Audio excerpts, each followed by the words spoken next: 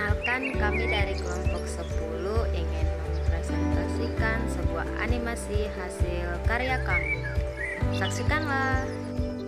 Kami dari kelas PJKR 2C yang beranggotakan Anastasia Medola Anggrian Huta Barat sebagai pemateri 2, Andrea Gasimunte sebagai pemateri 3, Muhammad Zikril Hakim Andira sebagai pemateri 4, dan Sarisma Purba sebagai pemateri 1. Tugas ini kami kerjakan untuk memenuhi tugas proyek dan mini riset dari mata kuliah Psikologi Pendidikan yang diampu oleh Ibu Indah Ferawati, SPSI MA. Materi yang akan kami jelaskan yaitu tentang gangguan belajar. Gangguan belajar adalah kesulitan di dalam memperoleh dan menggunakan kemampuan membaca, menulis, berpikir, mendengar atau kemampuan matematika, masalah di dalam konsentrasi dan keterampilan sosial. Berdasarkan definisinya, pelajar yang menderita gangguan belajar biasanya mempunyai kecerdasan normal atau di atas normal, kesulitan dalam belajar setidaknya satu atau beberapa mata pelajaran, dan tidak memiliki problem atau gangguan lain seperti retardasi mental yang menyebabkan kesulitan itu. Mendiagnosis apakah seorang anak mempunyai kesulitan belajar seringkali merupakan tugas yang sulit. Satu prosedur identifikasi mensyaratkan adanya kesenjangan yang signifikan antara prestasi nyata dan prestasi yang diharapkan atas dasar perkiraan tes inteligensi yang dilakukan secara individual. Namun, banyak pendidik meragukan ketepatan pendekatan ini. Strategi lain dalam identifikasi yang dikemukakan akhir-akhir ini adalah respon terhadap intervensi atau respon terhadap perlakuan yang melibatkan siswa-siswa yang tidak belajar dengan efektif baik dalam merespon atau mengikuti instruksi. Namun, sejauh mana pendekatan ini dapat diimplementasikan dengan efektif masih diperdebatkan sampai sekarang. Identifikasi awal kesulitan belajar biasanya dilakukan oleh guru kelas. Apabila diduga ada kesulitan belajar, guru tersebut memanggil spesialis. Tim antar cabang ilmu pengetahuan yang terdiri atas orang-orang profesional disesuaikan untuk membuktikan apakah seorang siswa mempunyai kesulitan belajar. Evaluasi psikologis individual dan penilaian pendidikan seperti tingkat prestasi sangat dibutuhkan. Selain itu, tes keterampilan visual motorik, bahasa dan ingatan dapat digunakan mengidentifikasi kesulitan belajar. Pelajar dengan gangguan belajar membutuhkan modifikasi pengajaran dan guru yang mendukung. Karena gangguan belajar memiliki perbedaan sebab strategi disesuaikan terhadap masing-masing kebutuhan pelajar. Satu penelitian dari mahasiswa dengan gangguan belajar mengilustrasikan latihan dari modifikasi dapat meningkatkan kesuksesan. Pelajar-pelajar ini diatur sesuai dengan waktu menggunakan pelajar sebagai sumber dan melihat feedback pengajaran dari modifikasi strategi belajar. Materi yang kedua yaitu jenis-jenis gangguan belajar. Terdapat banyak kelompok-kelompok dari kesulitan belajar, di antaranya disleksia, dysgraphia, dyscalculia, auditory and visual processing disorders, non-verbal learning disabilities, dan specific language impairment atau SLI. Yang pertama yaitu disleksia. Disleksia, masalah umum yang menandakan seorang anak mengalami kesulitan belajar adalah keterampilan dalam membaca. Motz 2004. Anak-anak seperti ini mempunyai kesulitan dengan keterampilan fonologis yang melibatkan kemampuan untuk memahami bagaimana bunyi dan huruf dipadukan untuk membentuk kata-kata. Yang kedua yaitu dysgraphia. Dysgraphia atau dysgraphia adalah kesulitan belajar yang ditandai dengan adanya kesulitan dalam mengungkapkan pemikiran dalam komposisi tulisan. Hamil 2004, Velutino dan kawan-kawan 2004. Pada umumnya istilah dysgraphia digunakan untuk mendiskusikan tulisan tangan yang sangat buruk.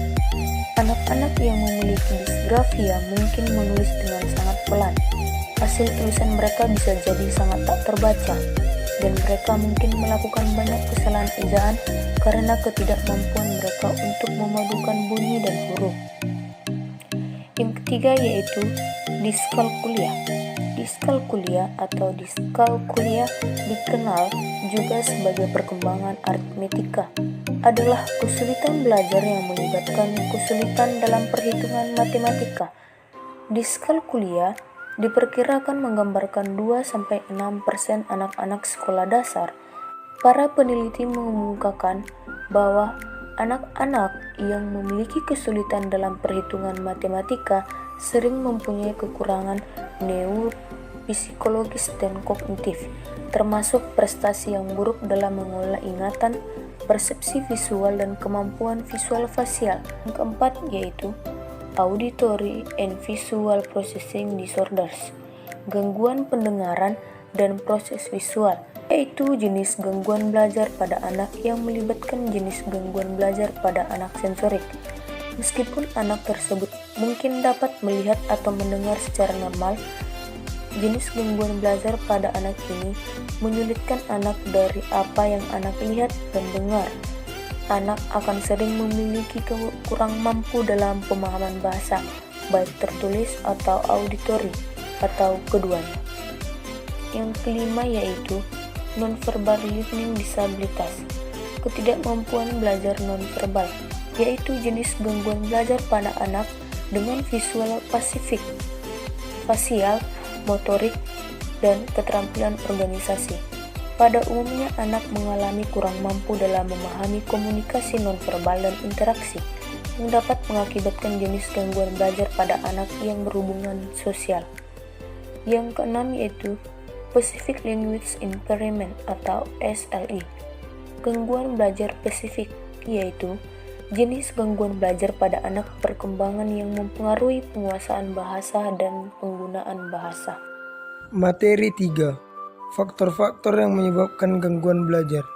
Faktor yang berperan pada kesulitan belajar anak, faktor-faktor lingkungan anak, nutrisi, dan kesehatan merupakan hal yang penting bagi perkembangan dan pertumbuhan bayi dan anak-anak. Perhatian terhadap perbedaan-perbedaan dalam strategi belajar yang memasukkan pengaruh-pengaruh lingkungan dan perkembangan mental merupakan aspek-aspek kualitatif dari perilaku anak-anak. Konsep dasar dalam kesehatan anak menyatakan bahwa pemberian makanan secara tepat dalam kuantitas dan kualitas merupakan prasyarat bagi pertumbuhan dan perkembangan optimal bagi bayi dan anak. Dengan demikian, malnutrisi saat kehidupan dini mempunyai kontribusi terhadap keberfungsian di bawah normal dan ketidakmampuan belajar di kemudian hari. Interpretasi dari peran nutrisi terhadap perkembangan mental dan belajar merupakan hal yang rumit. Hal tersebut terjadi karena malnutrisi merupakan hasil akhir atau ekologis. Penyebab terjadinya hendaya kesulitan belajar adalah faktor organ tubuh dan lingkungan.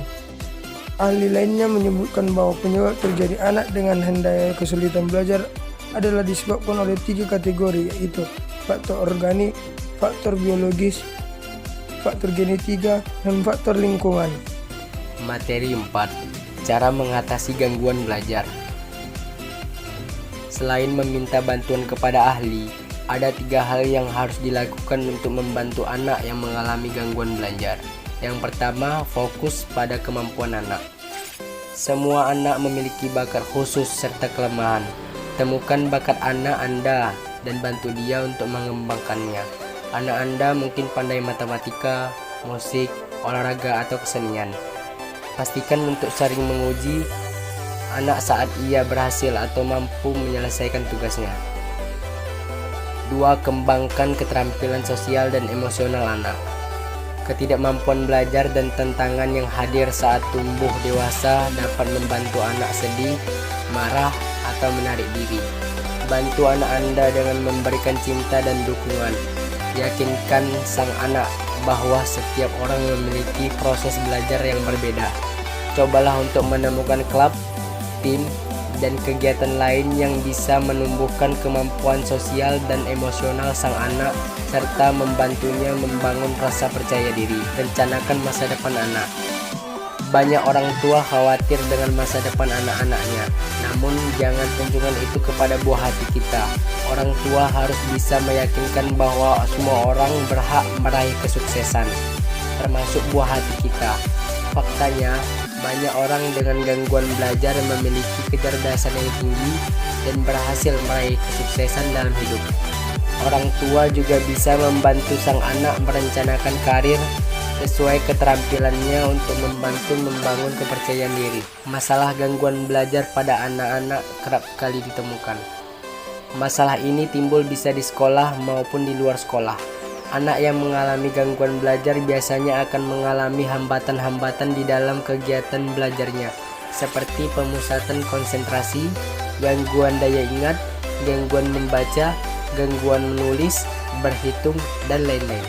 Dampak yang dialami oleh anak yang mengalami gangguan belajar bukan hanya pada tumbuh kembangnya, tetapi juga berdampak pada proses interaksi anak dengan dunia sekitar bahkan dengan keluarganya.